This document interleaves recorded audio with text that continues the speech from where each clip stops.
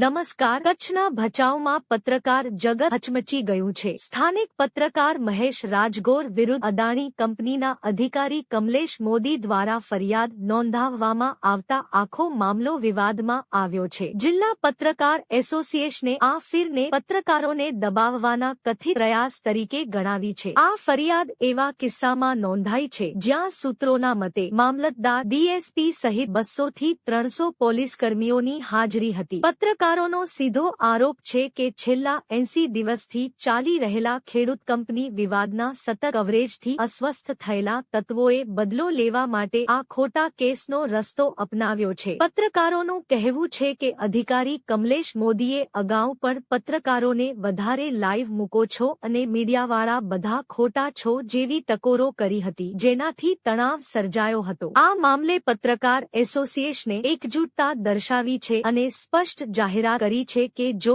જરૂર પડશે તો પત્રકારિતાના અધિકારો અને ન્યાય માટે હાઈકોર્ટ સુધી કાનૂની જંગ લડવામાં આવશે. આ મુદ્દા પર વધુ અપડેટ માટે અમારી સાથે જોડાયેલા રહો.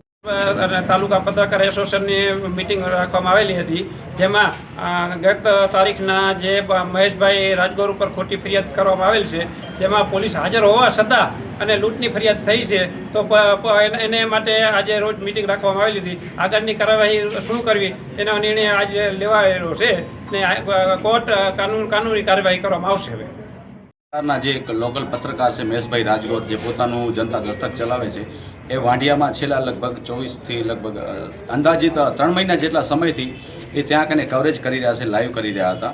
એ ક્યાંક ને ક્યાંક અદાણીના અધિકારીઓને એ ખૂંચી રહ્યું છે. એટલે એને ધ્યાનમાં રાખીને, જાણી જોઈને, પ્રશાસનને સાથે રાખીને મહેશભાઈ રાજગોર વિરુદ્ધ એક જે આ ફરિયાદ નોંધાવવામાં આવી છે લૂંટની, જેમાં 7:30 વાગ્યાનો અંદાજિત સમય લગભગ લખવામાં પણ આવ્યું છે.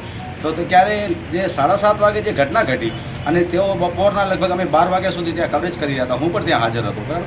તો ત્યાં સુધી પોલીસને યાદ ના આવ્યો અને પોલીસ સાંજે જઈને પોલીસ સ્ટેશન જ્યારે કંપની વિરુદ્ધ જ્યારે મહેશ રાજગોરે ફરિયાદ લખાવી, ત્યારે કંપનીએ એમની પાછળ જ્યારે એમના વિરોધ કમ્પ્લેન લખાવી કે અમારી લૂંટ થઈ છે. તો સવારમાં તો લૂંટ થઈ છે, તો તમે આખો દિવસ તમે ક્યાં હતા? પોલીસ ત્યાં હતી, મહેશ રાજગોર ત્યાં હતા, ડીવાયએસપી કક્ષાના અધિકારીઓ હતા, એલસીબી હતી, બરાબર. 200 જેટલા પોલીસ કર્મચારીઓ હાજર હતા. ત્યાં સુધી તમે કાંઈ લખાવ્યું નહીં. અને જ્યારે મહેશ રાજગોરે ફરિયાદ લખાવી એટલે ક્યાંક ને ક્યાંક આને મહેશ રાજગોરને એક ટાર્ગેટ કરવામાં આવ્યું છે. એક પત્રકાર છે, ત્યાંનો સ્થાનિક છે, તે સતત ત્યાંથી કવરેજ બતાવી રહ્યો હતો. એનો ગુનો એટલું કે ખેડૂતોનો અવાજ ઉઠાવ્યો અને ખેડૂતોના અવાજને સરકાર સુધી પહોંચાડ્યો. સોશિયલ મીડિયામાં એમના જે વિડીયો વાયરલ થયા, તે પછી એમના વિરુદ્ધ જે ફરિયાદ થઈ એ તદ્દન ખોટી છે. એમના વિરોધમાં આજે અમારું સંગઠન તાલુકાનું અહીંયા કને મળ્યું હતું ભચાઉ ખાતે. હવે આવનારા દિવસોની અંદર આની અંદર અમે કદાચ હાઈકોર્ટની અંદર પણ જવાનું થશે તો જાસી. એના માટે સંગઠન પણ સાથે છે. એટલે અલગ અલગ સંસ્થાઓ પણ અમને સપોર્ટ આપી રહી છે હાલ. તો હવે જોવાનું એ રહ્યું કે આવનારા દિવસોમાં શું પરિણામ આવે છે.